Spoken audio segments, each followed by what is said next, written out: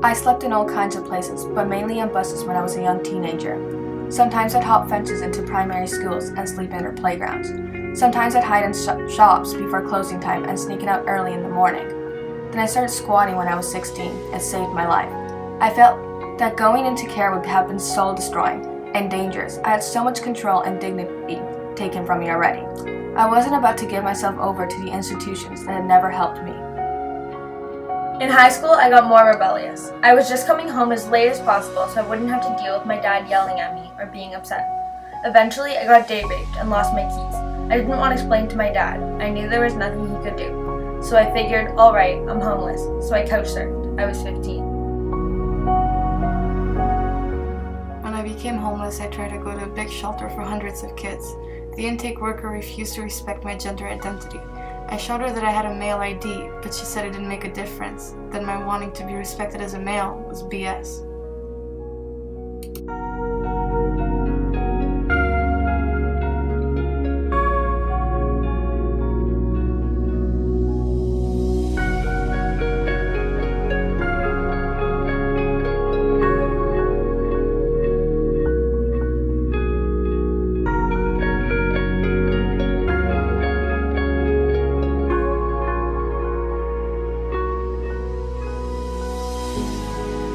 We do have 53 different residents to stay with us any one evening. Essentially what I do is I help out with any of the different community engagements, helping work with people understanding homelessness.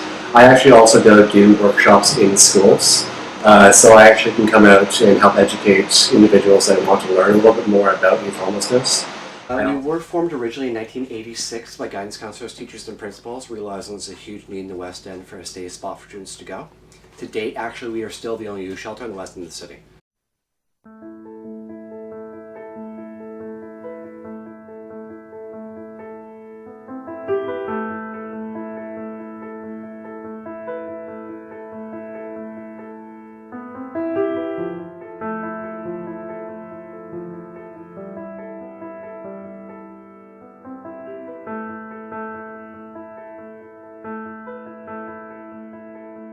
See, we have food items on site, and even back here we actually have full food banks behind our closets as well.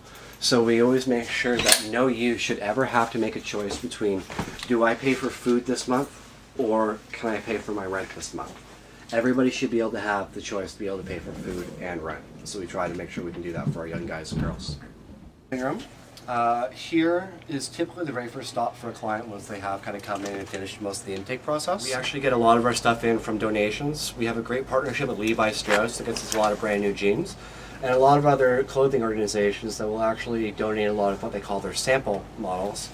Typically those are stuff that live on top of mannequins, because what they typically do with stuff like that is they'll shred them up and throw them to a landfill, because they are not allowed to sell it. It is considered used. So to give you a bit of an idea of how the residents used to live here, this little photo right here is actually how the residents used to live.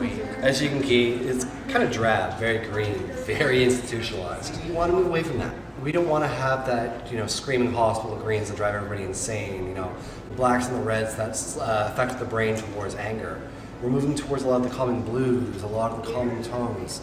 So this is actually what the rooms look like now. They're bright, they're lovely, they're full of shapes, they're full of colors, they're better than my place. Every client that does come into our facility here gets what we call a My Own Kit. These are supplies of basic hygiene products: toothpaste, toothbrush, conditioners, feminine products, face cloths.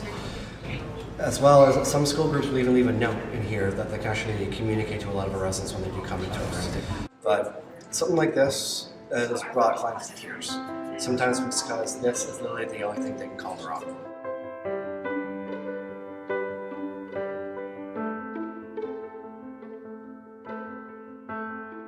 Grades.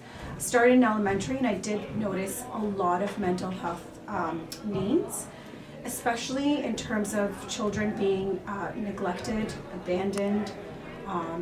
They were hungry. They were not taken care of in terms of hygiene. They would come to school smelling like feces and urine because they weren't changed or cleaned on a regular basis. They were literally abandoned. On average, through the Steps to Success program that is over this side right here, We actually run about an average of about 600 different workshops a year. Everything from budgeting, hygiene, substance use, communications, art therapies, and all these amazing kind of resources to help a lot of our young guys and girls.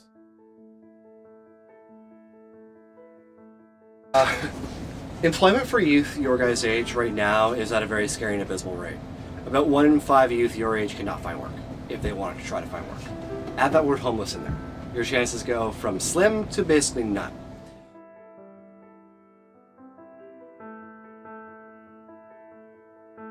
We also do have a lovely stay-in-school living room as well, with lots and lots of books, lots of games, VHS players, DVD players. We've got a PS3, PS4s, Wii's, Xbox, even a lovely big screen TV, something that I kind of wanted to take home with me, but nobody wants to help me load it to the car. I wonder why. It's a space in which kids can be kids. We want them to make mistakes. We want them to be youth. We want them to not have to worry about every little thing that's going on in their lives. So the heart of any place is the kitchen.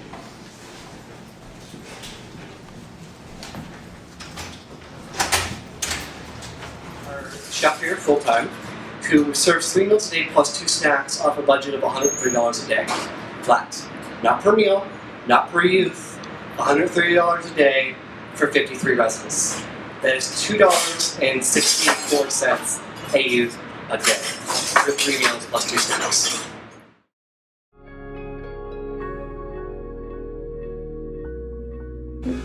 Art is the best way of being able to express. Having the whole expression of arts and having artistic things around you really help to uplift the individual. It can take somebody out of depression, it can help alleviate anxiety, it can help somebody deal with a lot of their post-traumatic stress, it can help somebody who may be struggling with a lot of different mental health issues and to help them be able to conquer and move forward. Really, the way that the psychology of colors affect the actual brain itself is huge. Don't give up.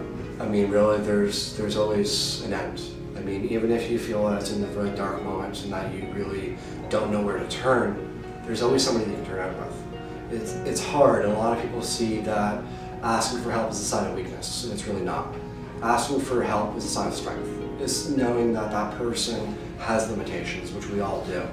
And you being able to sit there and put your hands up and say, at this moment in time, I need a little bit of help and support is huge. Because knowing that you can't do it by yourself all the time. You don't have to be strong. You don't have to be independent.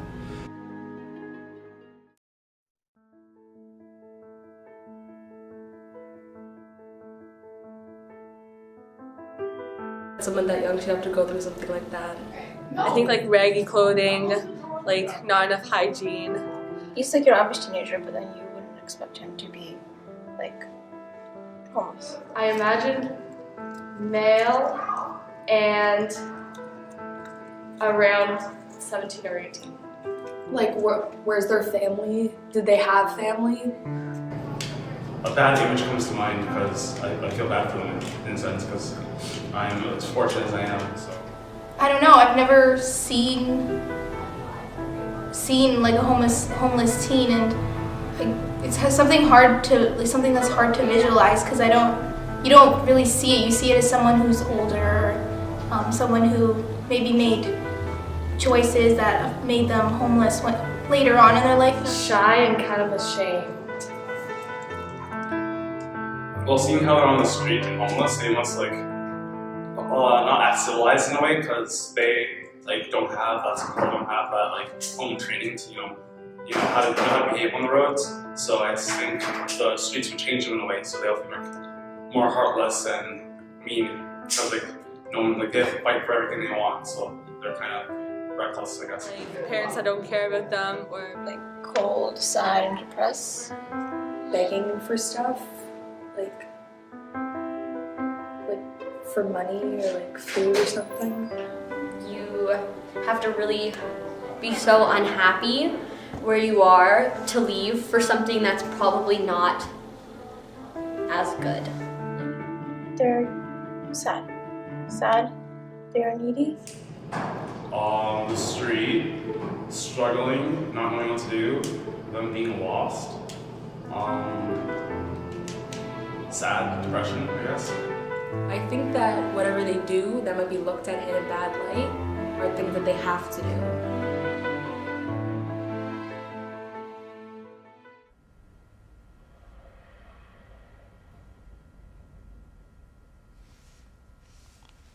I hate the homeless. I don't feel sorry for you. If you want change, let me throw it at you as hard as I can at your dirty face.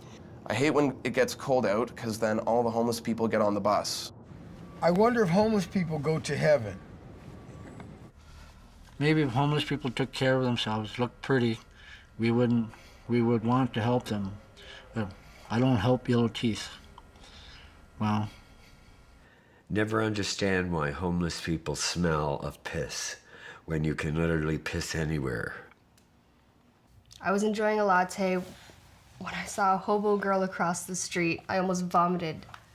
Get back on your side of the bridge, no one likes you. I hate seeing homeless people standing in the cold, shivering. Be glad when the light turns green. Well, that'll make it go away, won't it? If homeless is where the heart is, then are homeless people heartless?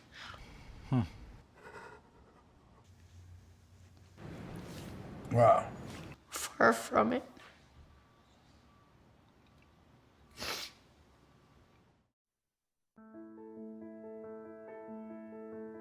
50% of those that have come in here have experienced some form of poverty and abuse in the past. Almost half of them reported sexual abuse, just to give you a bit of an idea, just into like one particular type of abuse. Made me realize that there's a lot of needs out there that are not being addressed, and a lot of parents that have mental health issues that are not being addressed also, and then that gets passed on to their children, being abandoned, being neglected, and then they have their own issues. Some people might try, I guess, becoming hidden homeless, also known as couch surfing, where you might stay at a friend's house for a bit to try and do stuff like that. It doesn't work out, you're moving around. The issue with that is you're still living out of a backpack, as well as getting mail dropped off. You're applying for a job. What happens when you can't pay your rent? You can't pay a phone bill. You can't register for anything, so you don't have a fixed address anymore. And then what even happens too is, say you're staying with a boyfriend, girlfriend, you guys break up, you have nowhere to go. So say if they want to pursue legal action against some individual who may have physically, sexually abused her or him, we would support them through every single step of the way. If somebody, say, is coming as a refugee claimant and it's like trying to talk about the traumatic experiences of the past, we can help them that way. If a person may open up with addictions and they want to get different counseling and support with addictions that way as well, again, I can kind of help and support you. But the biggest thing is you're the one that has to keep your own destiny. We want you to be in charge of that. I'm kind of here just kind of help facilitate the steps and help you kind of be able to plan from where you are now to where you want to go. That's the big thing that we have here is you make the goals. You are the gatekeeper. I mean, you're the one that's going to do all the work. I'm just here to help you. As far as like physical confrontations, very rare. Very, very rare. In fact, you'd probably see them more common in high school than you would in a place like this. Only because a lot of these young guys and girls have gone through the same traumatic experiences. They kind of understand where a lot of people are coming from. Some of the largest misconceptions you hear is, oh, they're lazy, they just wanted to do this, oh, they're all on drugs. Okay, those are so bad and really, really post-truth. I mean, there's no basis in facts in that whatsoever. Really, it's less than 19.7% actually have addictions issues, and this includes alcohol and tobacco. But most are coming from families that have addictions issues, so like 65% come from addictions. So why would these youth turn to a substance if they've had, a mother or father who drinks an eighth bottle of vodka, come home and beats their kid, he doesn't feel bad about it. Really, if you are getting beaten up every day, if you're getting sexually abused every day, to the point where you're running for your life, is that you choosing to become homeless, or are you leaving because you had to leave? Really, there's not much of a choice there for them. When you were in grade 3, even earlier, even later, who imagined they wanted to grow up to be homeless? No single person would ever raise their hands and say, oh, I want to be homeless when I grow up. It's not this image that people glorify. Yet, the way that we see it is we glorify it with hooligans, and we glorify it as street-involved and tough and drug-addicted, etc., etc. So I think that is buckets, personally. A lot of them are experiencing a lot of different traumas before they come to us, and because of the traumas they experience, a lot of them do have a lot of different mental healths, especially like anxieties, depression, post-traumatic stresses, all those things that are brought upon by, abuse. Okay, when I think of homeless teens, I think that there's probably a big story behind why they are where they are. There's a lot of cases of abuse, neglect, substance abuse, depression, undiagnosed mental health issues. Really, addiction is mental health. I mean, they're very, very close. They overlap. In fact, addiction is now labeled in DSM as a mental illness. All of those things are reasons why kids end up on the street. It's not just because they want to be on the street or they're not happy at home. There's often underlying causes, and I think, if we can find a way to connect with those kids and intervene a little bit earlier in their life, then perhaps we can prevent some of that from happening. With mental health, if they need resources, we have a committee at the school. I'm part of that committee, and each year we are trying to bring awareness about mental health. There's also the Bell Talk. There's the girls group. So even this year they're addressing it with mental health. So every year we try to touch on it. Last year we did an assembly. This year we're going to have a mental health week in May to address the stigma and bring awareness back again for the students to see what they can do, what are their resources and options. Teaching for 13 years for the Toronto District School Board, and over the 13 years I've been teaching, I have noticed a big shift in their focus on mental health. At the beginning, it wasn't really talked about. There wasn't many programs in place or clubs or anything like that. Now I find there's a lot more of a focus put on mental health, which I think is positive. There was a campaign and a club at Richview, Stop the Stigma. There are lots of mental health and wellness initiatives being done in professional development sessions with teachers to try to lessen the load on students, and there's a lot of focus on anxiety and stress prevention and those kinds of things to try to help students cope. So it's very important that we bring awareness to that, because I don't want people to, but I don't think we as a staff want students to sort of get missed or not be helped, especially during these times of change, right?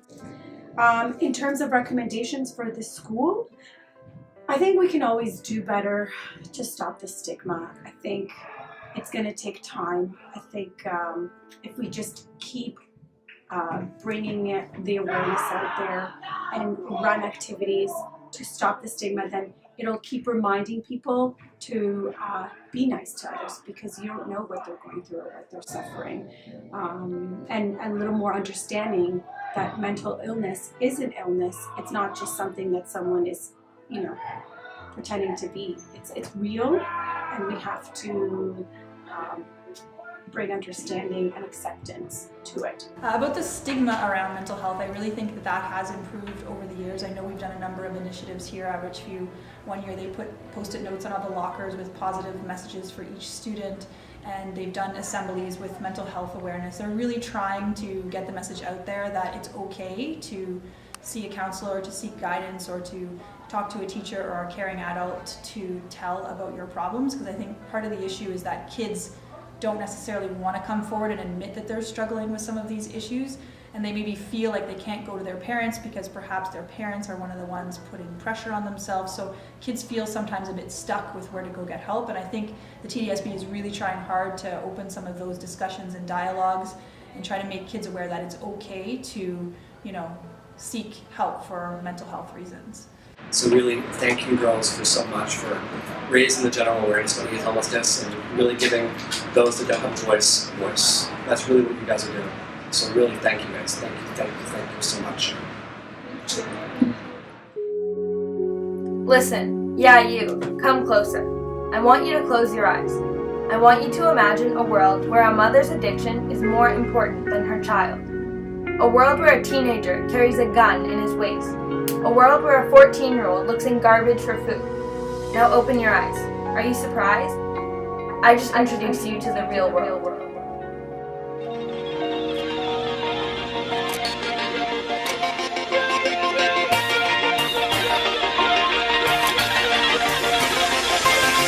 Feel like the world don't love you.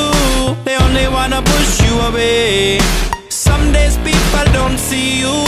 You feel like you're in the way. Today you feel as everyone hates, pointing their finger longer looking at your mistakes. You do good, but they want great. No matter what you give, they still wanna take. Give your love and they throw it back. You give your heart, they go on attack. When there's nothing left for you, only thing that you can do, say today live like you wanna. Let yesterday burn and throw it in a fire, in a fire, in a fire. Fight like a warrior. Today live like you wanna. Let yesterday burn and throw it in a fire, in a fire, in a fire. Live like a warrior. There's some things you should let go. They're only gonna pull you down. Just like weight on your shoulder, they're only gonna make you drown. We all swing high, we all swing low. We all got secrets people don't know. We all got dreams we can't let go. We wanna be brave, don't be afraid, no. Today live like you wanna. Let yesterday burn and throw it in a fire, in a fire, in a fire. Fight like a warrior. Today live like you wanna. Let yesterday burn and throw it in a fire, in a fire, in a fire. Live like a warrior.